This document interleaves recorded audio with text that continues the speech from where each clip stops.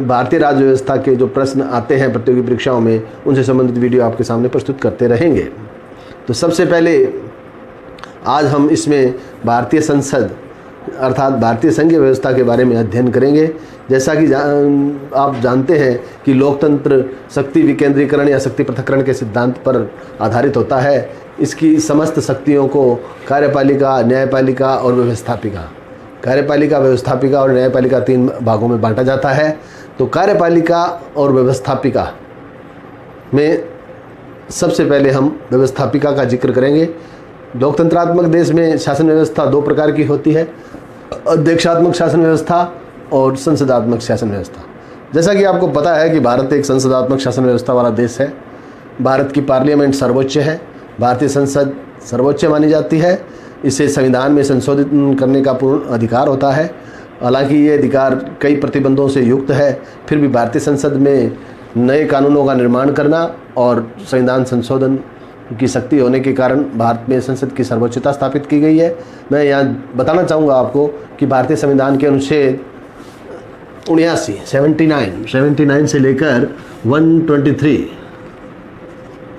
123 यानी 123 तक भारतीय संसद के गठन से संबंधित जानकारी हमें प्राप्त होती है। भारतीय संसद से संबंधित जानकारी का उल्लेख संविधान में अनुच्छेद 79 से लेकर 123 तक किया गया है।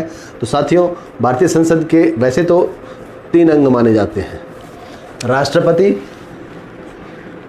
राज्यसभा और लोकसभा। लेकिन हम भारतीय संसद के गठन की बात कर रहे हैं।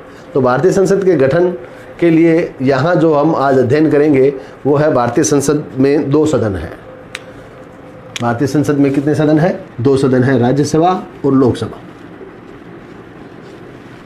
राज्यसभा को उच्च सदन कहा जाता है और लोकसभा को निम्न सदन कहा जाता है।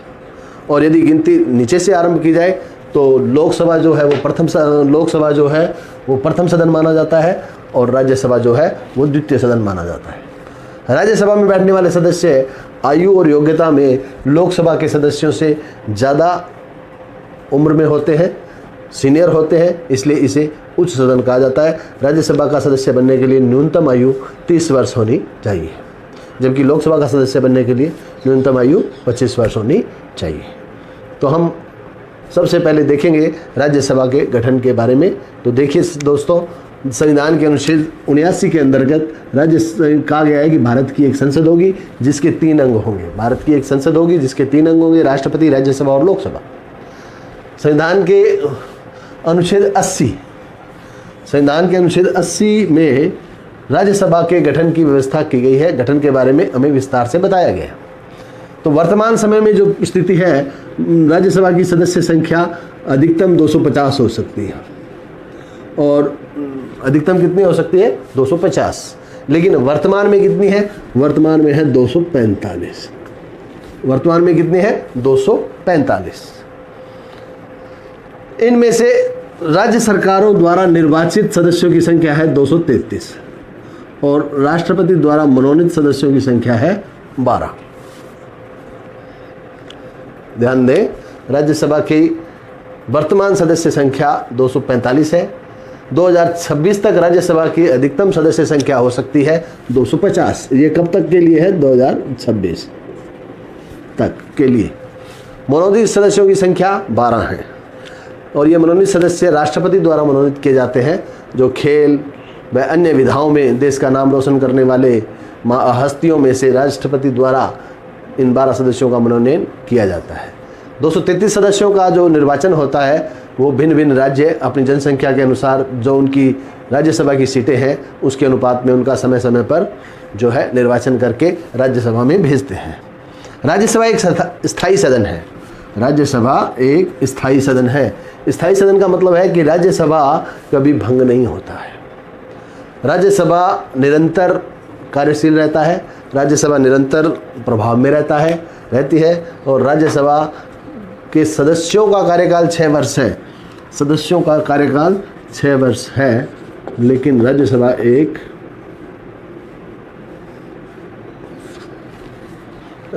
एक स्थायी सदन है। इसको भंग नहीं किया जा सकता है। जैसे कि लोकसभा को भंग किया जा सकता है 5 वर्ष पूरे होने पर अर्थात या फिर 5 वर्ष से पहले ही अगर सरकार अपना बहुमत खो दे तो लोकसभा को भंग करके नए चुनाव करवाए जा सकते हैं। लेकिन राज्यसभा के बारे में हम ये कह सकते हैं कि राज्यसभा को भंग नहीं किया जा सकता।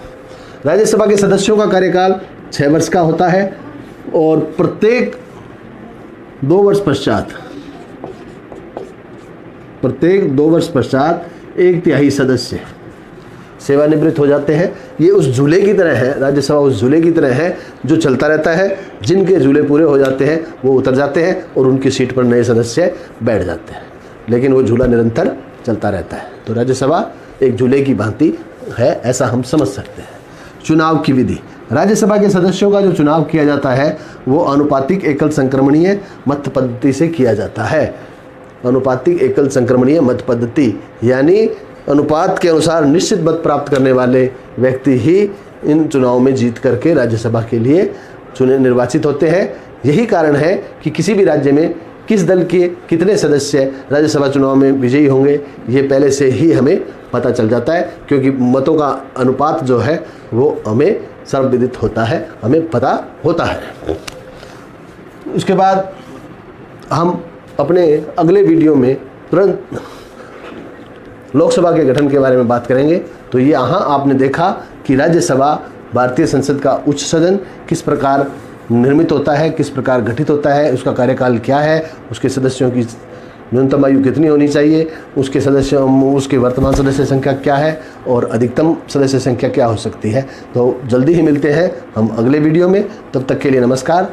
साथियों, ध्यान दें कि प्रतियोगी परीक्षाओं से संबंधित या प्रतियोगी परीक्षाओं में आने वाले राजनीतिक व्यवस्था से संबंधित, राज्य व्यवस्था से संबंधित जितने भी प्रश्न हैं उन सब प्रश्नों का उत्तर जानने के लिए आप हमारे इस वीडियो पर, इस चैनल पर आइए।